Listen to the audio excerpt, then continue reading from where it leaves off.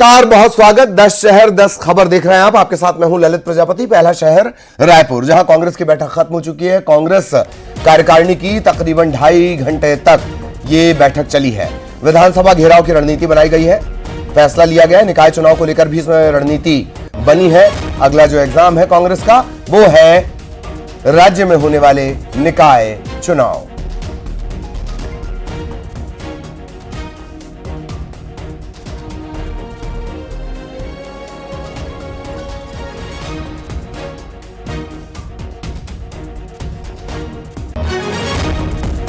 सहयोगी युगल हमारे साथ जुड़े हुए हैं। युगल, निकाय चुनाव को लेकर रणनीति, विधानसभा घेराव और क्या कुछ खास?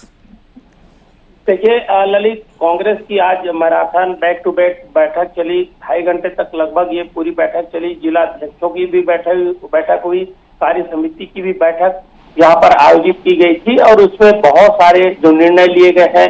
पहला निर्णय ये रहा कि संगठनात्मक रूप से मजबूत बनाने के लिए जो रिक्त पद है उनको भर्ती करना है, उनको और उन्हें पदाधिकारियों को नियुक्ति करना है और ऐसे लोगों को लाना है जो युवा तुर्क हो और तेज तर्रार हो और मुद्दों को आसानी से उठा सके। इसके अलावा सबसे बड़ी बात यही, जब मानसून सत्र चलेगा तो उसमें राज्य सरकार को घेरने के लिए रणनीति बनाई गई है और सभी जिला अध्यक्षों को जो टास्क है वो दिए गए हैं। साथ ही साथ सभी जिला मुख्यालयों में जो धरना प्रदर्शन करने राज्य सरकार के खिलाफ, उसके लिए निर्देशित किया गया है। और इसके साथ ही अहम बात यह है कि नगरीय निकाय का चुनाव होना है, तो उसके लिए रणनीति कांग्रेस ने अभी से बनानी शुरू कर दी है।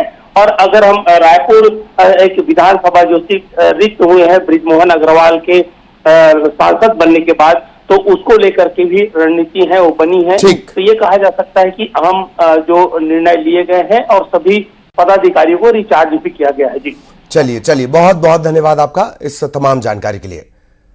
अगला शहर है कटनी, जहां माधवनगर थाना इलाके में 14 वर्षीय नाबालिग से दुष्कर्म करने के आरोप में गिरफ्तार किए गए आरोपी को ग्रामीणों ने जूते चप्पल की माला पहनाकर गांव में घुमाया। इस दौरान आरोपी को गांव वालों ने थप्पड़ भी मारे। थाना प्रभारी ने बताया कि 3 जुलाई को बछिया बांधने का आरोप लगाते हुए गांव के ही एक युवक ने नाबालिग लड़की के पिता से विवाद किया था। इस दौरान उसने लाठी से उसके सिर पर हमला कर दिया था। मारपीट की शिकायत पर आरोपी युवक के खिलाफ मारपीट का मामला दर्ज किया गया। इसके बाद 6 जुलाई को पीड़ित पक्ष की एक नाबालिग लड़की अपने परिजनों के साथ माधवनगर थाने पहुंची। मारपीट करने वाले युवक पर इसने दुष्कर्म का आरोप लगाया। इस पर पुलिस ने पड़ताल शुरू की। पीड़ित पक्ष और नाबालिग लड़की 8 जुलाई को पुलिस अधीक्षक के सामने पहुंचे और इस मामले की शिकायत की। माधवनगर थाना अंतर्गत चौकी निवार है, वहाँ के एक ग्राम में की एक घटना थी जिसमें कल जो है नवीन धाराओं के तहत बलात्कार और पास्को एक्ट के तहत मामला पंजीबद्ध किया गया था। बच्ची नाबालिग थी और कल पुलिस गई थी लेकिन आरोपी नहीं मिला था। आज आरोपी मिला है और इस संबंध में जो उसकी गिरफ्तारी भी की गई है वैधानिक रूप से। ऐसा पता चला है कि कुछ ग्रामीणों ने जो है अचानक आके जूते की माला पहनाए हैं। इस संबंध में भी जांच कर रहे हैं हम लोग और यदि किसी प्रकार की कोई शिकायत आती है और कोई तथ्य आते हैं तो वैधानिक कार्रवाई की जाएगी। इस वक्त हमारे साथ जुड़े हुए हैं वासु। रेप के आरोपी को ग्रामीणों ने पीटा है और हालांकि मामला काफी पुराना है, पुराना विवाद भी इसमें नजर आता है। वासु, देखिए, कटनी के माधवनगर थाना क्षेत्र में एक गांव है, वहां पर 14 वर्षीय नाबालिग के साथ जाति का ये पूरा मामला सामने आया था और उसके बाद जो आरोपी है उसके ऊपर ग्रामीणों का गुस्सा फूट पड़ा और ग्रामीणों ने उसे चप्पल की माला पहनाकर गांव में घुमाया और उसके साथ मारपीट भी की है। हालांकि पुलिस इस पूरे मामले में लगातार जो जांच की बात है वो करती हुई नजर आई और पुलिस ने भी इस पर एक्शन लेते हुए आवश्यक कार्रवाई के लिए जो भी तमाम जो तथ्यों को एकत्रित करना था वो सब कुछ किया गया और आरोपी को पकड़ भी लिया गया है और तमाम जो धाराएं हैं उसके तहत मामला भी इस पूरे घटनाक्रम के बाद दर्ज हो गया है। और अब पुलिस जो है उनका ये कहना है कि सख्त से सख्त कार्रवाई इस पूरे मामले में की जाएगी और जो आरोपी है उसे सजा दिलाने का काम किया जाएगा। लेकिन जो माला पहनाकर घुमाने का जो वीडियो है वो अब सोशल मीडिया पर तेजी से वायरल हो रहा है। चलिए, बहुत बहुत धन्यवाद आपका इस तमाम जानकारी के लिए। और अगला शहर है रायपुर, जहां नकली होलोग्राम मामले में गिरफ्तारी हुई है। एक और आरोपी गिरफ्तार किया गया है। प्रिज्म होलोग्राफी सिक्योरिटी फिल्म्स का जो स्टेट हेड है दिलीप पांडे, उसे एंटी करप्शन ब्यूरो ने गिरफ्तार किया है। नकली होलोग्राम से संबंधित दस्तावेज बरामद कर लिए गए हैं। रायपुर से एक और बड़ा अपडेट, नकली होलोग्राम मामले में एक और गिरफ्तारी। सहयोगी युगल हमारे साथ जुड़े हुए हैं। युगल, पूरी जानकारी। जी देखिए, नकली होलोग्राम मामले में एक और गिरफ्तारी हुई है। इससे पहले एसीबी की टीम ने अहम सबूत इकट्ठा किए थे। अब नकली होलोग्राम सप्लाई के मामले में भी ये है, एक आरोपी है दिलीप पांडे, जो छत्तीसगढ़ का स्टेट हेड है, उसे गिरफ्तार कर लिया है। जीएसटी भवन के जो ऑफिस के भूतल है, उस होलोग्राम प्रिंटिंग के सेटअप से जुड़े हुए जो इंडस्ट्रियल कंप्यूटर के जो हार्डवेयर है, उसके साथ साथ जो डुप्लीकेट होलोग्राम सीरीज नंबरों की छपाई जो की जाती थी, उसे विधिवत वीडियोग्राफी बनाकर जब्त किया गया है। तो एसीबी ईओडब्ल्यू की जो शराब घोटाले में है, उसमें एक बड़ी कार्रवाई इसे कही जा सकती है। और जिस तरह से होलोग्राम को नष्ट करने के जो प्रयास किए गए थे, तो सबूतों को नष्ट करने का प्रयास किया गया था ललित, उसके भी जो होलोग्राम है वो भी बरामद किया गया था। अनवर ढेबर जो आरोपी है, उनके जो पिता के जो खेत है, फार्म हाउस है, वहां पर बरामद हुआ था। और अब एक और जो अहम सबूत है वो एसीबी ईओडब्ल्यू के हाथ लगे हैं। तो ये तय है कि आने वाले समय में और भी आरोपियों की गिरफ्तारी है वो हो सकती है, क्योंकि ये एक बड़ा जो भ्रष्टाचार था लीकर मामले को लेकर के। तो अब कार्रवाई अभी और भी जारी है। जी चलिए, बहुत धन्यवाद आपका इस तमाम जानकारी के लिए। अगला शहर है रतलाम, जहां लोन देने के नाम पर लोगों को करोड़ रुपए का चूना लगाने वाले नटवर लाल को आखिरकार गिरफ्तार कर लिया गया। मोहम्मद फारूक ये नाम है, इसे पकड़ लिया गया है। देश के कई राज्यों में इसने फर्जी फाइनेंस कंपनी खोलकर करोड़ों रुपए का चूना लगाया था। कुछ ही दिनों में यह शहर छोड़कर फरार हो जाता था। खास बात, यह नटवर लाल अहमदाबाद का रहने वाला है। रतलाम की स्टेशन रोड थाना पुलिस ने इसे पकड़ा है और इस इलाके में भी, स्टेशन रोड थाना इलाके में भी इसने फर्जी लोन बांटने का ऑफिस खोला था। अपने मकान मालिक को इसने 27 लाख का चूना लगाया था। मकान मालिक की शिकायत पर ही इस बदमाश को गिरफ्तार किया गया। नाम का व्यक्ति है जिसको पुलिस ने अभी पकड़ा है। उसके द्वारा एक फाइनेंस कंपनी बनाई थी, ग्लोबल नाम की कोई कंपनी थी, जिसमें उसने लोगों को लोन देने के नाम से जो है वो एक ऑफिस सेटअप किया, एप्लीकेशंस बुलवाए और लगभग 115 लोगों के साथ में प्रोसेसिंग फीस के नाम पे 15-20 हज़ार 25 हज़ार के हिसाब से पैसे लिए। लगभग 15 लाख के आसपास 115 लोगों से पैसे लिए हैं। और निवाड़ी के चर्चित गुलाब देवी पाल हत्याकांड का पुलिस ने खुलासा कर दिया है। पुलिस अधीक्षक का कहना है कि प्रेम संबंध के चलते महिला की उसके प्रेमी ने हत्या की थी। मृतका को शराब में मिलाकर कीटनाशक पिला दिया गया। आरोपी गिरफ्तार कर लिया गया है और पूछताछ में इसने चौंकाने वाला खुलासा किया। हर स्थिति में ये उसके साथ में रहा और न सिर्फ इसने घटना को अंजाम दिया, बल्कि हर साक्ष्य को छुपा करके पुलिस अधिकारियों के सामने थाने पर या वरिष्ठ कार्यालय में आकर के इसने जो आवेदन दिलवाए उसके मृतका के परिवारजनों के साथ में, उससे स्पष्ट ही हो रहा था कि इसको सब चीज़ें मालूम है और चीज़ को जो है अपने ऊपर ना आ जाए, इस वजह से इसने सभी चीज़ें मूवी से प्रेरित होकर के की, क्योंकि इसका कोई क्रिमिनल बैकग्राउंड नहीं है अभी तक की स्थिति में। और इसका जो मेन जो मोटिव था कि अब ये महिला ज़्यादा पीछे पड़ी हुई है तो इसको रास्ते से हटाना है, मोटिव उसका ये घटना में आया और पैसे बार बार डिमांड कर रही थी। क्योंकि इसके घर में इसकी जो है लाइबिलिटी नहीं, 8-10 साल से तो इसके संबंध में निरंतर रहा था, घर वालों को कोई आपत्ति नहीं थी, किंतु वो जो है पैसे की डिमांड ज़्यादा करने लगी तो उसने रास्ते से हटाने का प्रयास किया और इसमें अपनी घटना को अंजाम दे करके और डेड बॉडी को अपने खेत में दफनाया। फिर अगला शहर टीकमगढ़, जहां शहर और आसपास के इलाके पर भूमाफिया कृषि भूमि पर अवैध तरीके से प्लॉट काट रहे हैं। लोगों को कम दाम का लालच देकर ये पहले जमीन खरीदते हैं, फिर कॉलोनी काटकर इसे 10 गुना से ज्यादा दामों पर बेचते हैं। प्रशासन में इसकी शिकायत कई बार पहले की जा चुकी है, लेकिन अब तक भूमाफिया पर कोई कार्रवाई नहीं। इतना ही नहीं, नालों पर अतिक्रमण कर कब्जा किया गया। नालों के आसपास भी प्लॉट काट दिए गए। अभी टीकमगढ़ सब डिवीज़न के अंतर्गत 58 ऐसी अवैध कॉलोनियाँ चिन्हित की गई हैं, जिनके विरुद्ध अवैध कॉलोनाइजेशन एक्ट के अंतर्गत, अधिनियम के अंतर्गत प्रकरण दर्ज किए गए हैं। सभी को नोटिस जारी किए गए हैं।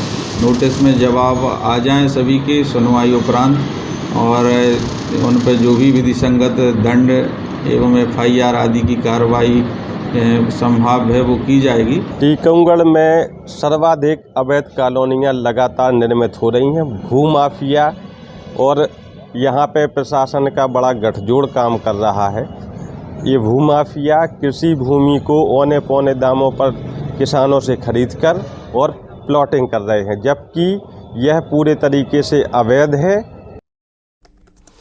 बात करेंगे अनूपपुर की, जहां कोतमा विकासखंड में ग्राम पंचायत भाठा डांड में क्योटर गांव में लाखों की कीमत से बना मुक्तिधाम सिर्फ नाम का मुक्तिधाम है। लोगों का आरोप है कि मुक्तिधाम बनाने में ठेकेदार ने जमकर भ्रष्टाचार किया।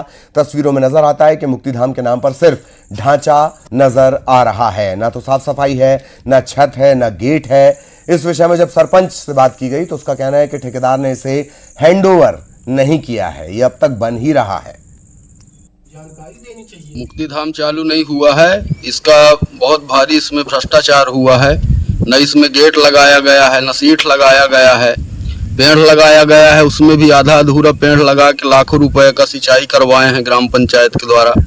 फुल भ्रष्टाचार हो रहा है। काम करते हैं ना, तो क्या है आपका पैसा ऐसा मिला? नहीं मिली, और नहीं मिली तो हम छोड़ दिए। पौधा लग रही तो पौधा ताके रहे, पौधा ताके रहे आप। तो वो तो पूरा कंप्लीट नहीं हुआ, पूरा ना ही गेट लगाया ना कुछ। कभी गेट लगा था उसमें कि नहीं लगा था? गेट लगे रहे, सब निकाल खोला, जो पता ही नहीं है। मुक्तिधाम के विषय में मुझे को मालूम नहीं, लेकिन बना है और बन रहा है अभी भी काम उसमें कभी कहते गेट ले गए, कभी कहते पेड़ उखाड़ ले गए। मतलब कई साल से वो काम चल रहा है लेकिन आज तक पूरा नहीं हो पाया अभी तक। मतलब हाँ, सिंचाई वाले ये जितने हैं सब कार्यकर्ता रहते हैं, पता नहीं कौन ले जाता है, क्या होता है, मेरे समझ में नहीं आता। और अब बात मनरेगा में हो रहे भ्रष्टाचार की करेंगे। मनरेगा योजना में धार जिले में जमकर इस योजना के तहत धज्जियां उड़ाई जा रही हैं। योजना के तहत लोगों को रोजगार देने के बजाय मशीनों से काम करवाया जा रहा है। धार जिले की मनावर जनपद पंचायत के ग्राम पंचायत भग्यापुर का ये पूरा मामला है। मनरेगा के तहत किए जाने वाले काम को मजदूरों से न करवाकर मशीनों से करवाया जा रहा है। इसके वीडियो भी सामने आए हैं। पूरे मामले में मनावर जनपद पंचायत सीईओ विष्णु कुमार गुप्ता ने मामले की जांच और कार्रवाई की बात कही है। तो मैं इसकी जांच कराऊंगा, परीक्षण कराऊंगा। परीक्षण उपरांत यदि सत्य पाया जाता तो कार्रवाई की जाएगी।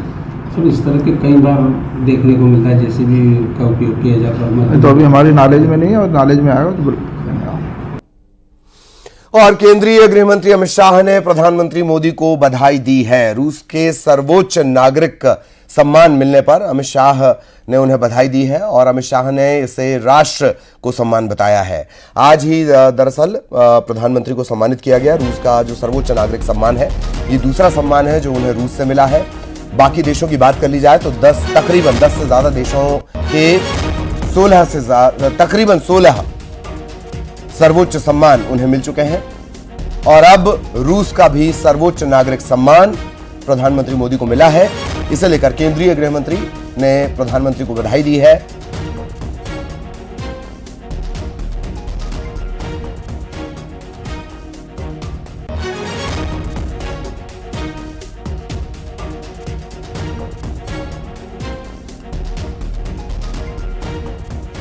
तो प्रधानमंत्री मोदी को रूस का सर्वोच्च नागरिक सम्मान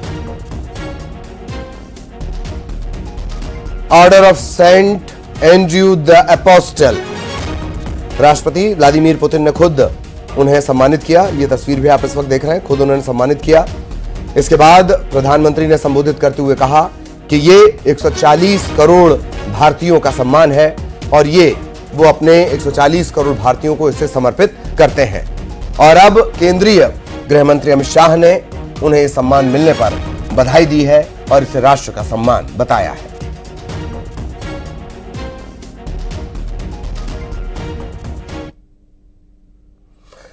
पति पत्नी और वो की कहानी नहीं है ये। यहां पति पत्नी के रिश्ते में पति के काले रंग ने दरार डाल दी। महज 1.5 साल का शादीशुदा रिश्ता पहुंच गया थाने की दहलीज पर। रिश्तों में आई खटास को मिटाने के लिए मिली है तारीख।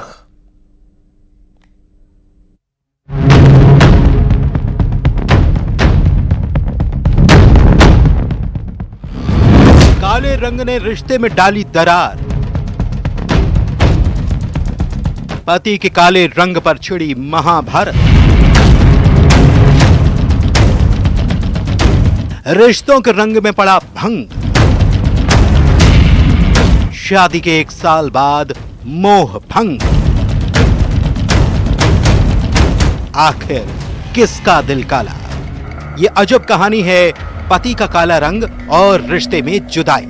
यही इल्जाम लगा रहे हैं ग्वालियर के झांसी रोड थाना इलाके के रहने वाले विशाल मुंगिया। 1.5 महीने की बच्ची को बाहर फेंक के गाड़ी के ऊपर गाड़ी की सीटों पर डाल के चली, उसके माँ बाप करवा रहे हैं। वो ये बोल रही है कि मैं बॉयफ्रेंड के पास ही रहूंगी, भाई उसके रूम ले लूंगी, भाई रहूंगी उसके पास। करीब 13 महीने पहले विशाल की शादी नाका चंद्रवदनी के पारदी मोहल्ले की रहने वाली राखी से हुई। शुरू में सब ठीक था, लेकिन विशाल का कहना है कि रिश्तों में प्यार का रंग धीरे धीरे उतरने लगा। आरोप यह कि पत्नी राखी ने पहले उसे परिवार से अलग किया, दोनों अलग घर लेकर रहने लगे। विशाल का आरोप कि पत्नी राखी उसे प्रताड़ित करती थी। पिता के एक्सीडेंट के बाद फिर से विशाल अपने घर रहने लगा, लेकिन इसके बाद आया नया तूफान। सुनिए इल्जाम। जैसे पाल रही हूँ, मेरे पे पलती है जैसे पाल रही हूँ भैया, मैं और क्या करूँ। बहू तो रखना ही चाहती है, बोलती है तेरा लड़का काला है, मैं तो दूसरे के साथ शादी करना चाहती हूँ। अगर मेरे को साथ नहीं रखना चाहती मेरे लड़के को, तो मेरे लड़के को तलाक दे सकती है वो। 1.5 महीने पहले विशाल के घर किलकारी गूंजी, बेटी हुई। घर में खुशियों ने दस्तक दी, लेकिन पति पत्नी का झगड़ा कम न हुआ। विशाल का आरोप कि पत्नी 1.5 महीने की मासूम बच्ची को छोड़कर मायके चली गई। इधर सास को बहू की रील्स बनाने पर ऐतराज है। पति आया था शिकायत लेके कि उसके 1 महीने की बच्ची को छोड़कर गई है और महिला द्वारा महिला थाने में आवेदन दिया है प्रताड़ना का। इसके संबंध में परिवार आया था जन सुनवाई में आवेदन देने। परिवार को सुना गया और उनकी 13 जुलाई को परामर्श की तारीख लगी है महिला थाने में। दोनों पक्षों को सुना जाएगा समक्ष में और जो भी बिंदु आएंगे उस पर वैधानिक कार्रवाई की जाएगी। परिवार का कहना है कि बहू को खूब मनाया गया, लेकिन बहू तो बेटे के काले रंग पर ताना देती है। बहू तो रखना ही चाहती है, बोलती है तेरा लड़का काला है, मैं तो दूसरे के साथ शादी करना चाहती हूँ। अगर मेरे को साथ नहीं रखना चाहती मेरे लड़के को, तो मेरे लड़के को तलाक दे सकती है वो। इधर महिला थाने में दहेज का आरोप लगाते हुए पत्नी ने शिकायती आवेदन दे डाला है। पति विशाल मासूम बेटी को लेकर एसपी साहब की जनसुनवाई में पहुंचा। मामले की जांच जारी है। ऐसा पति द्वारा बताया गया होगा, लेकिन अभी जब तक पत्नी को भी समझ में नहीं सुना जाएगा, दोनों पक्षों को समझ में नहीं सुना जाएगा, तब तक किसी निष्कर्ष पर नहीं निकल सकते हैं। और जो भी बिंदु आएंगे दोनों पक्षों के सुनने के बाद उस पर फिर वैधानिक कार्रवाई की जाएगी।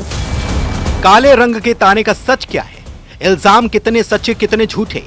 रिश्तों में पड़ी इस दरार को भरने के लिए 13 जुलाई को पति पत्नी की महिला थाने में काउंसलिंग है।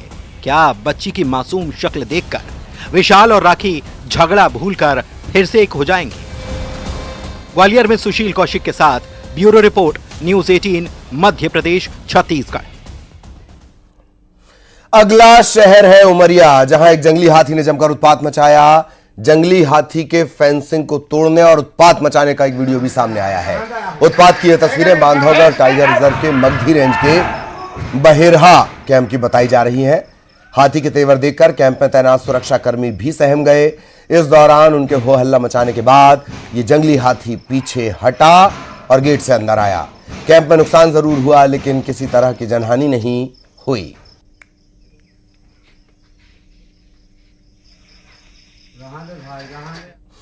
इधर बुरहानपुर में एक किसान ने अपनी जान जोखिम में डालकर आराम फरमा रहे एक तेंदुए के साथ सेल्फी खींची है।